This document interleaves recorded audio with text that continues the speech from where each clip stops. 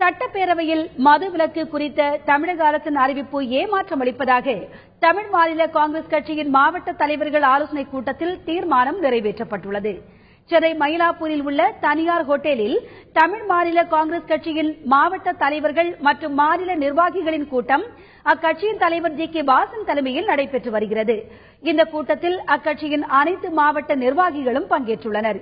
கூட்டத்தில் தமிழக ஆளுநர் உரையில் மதுவிலக்கு குறித்த அறிவிப்பு வராதது ஏமாற்றம் அளிப்பதாகவும், ஹைதராபாத்தில் தலித் மாணவர் தற்கொலைக்கு காரணமானவர்கள் கைது செய்யப்பட வேண்டும் என்றும், தமிழகத்தின் வீர விளையாட்டான ஜல்லிக்கட்டை அவசர சட்டம் மூலமாக தமிழக அரசு நிறைவேற்றி நடத்த வேண்டும் என்றும், மழை வெள்ளத்தால் பாதிக்கப்பட்டவர்களுக்கு மத்திய அரசு முழுமையான நிவாரணம் வழங்க வேண்டும் என்பது உள்ளிட்ட 9 தீர்மானங்கள் நிறைவேற்றப்பட்டுள்ளன. ஜல்லிக்கட்டு விளையாட்டு என்பது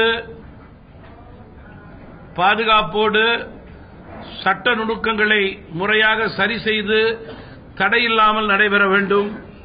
தமிழகத்திலே மது விலக்கை அமல்படுத்த வேண்டும். படிப்படியாவது அதை செய்து மக்களுக்கு நம்பிக்கை கொடுக்க வேண்டும்.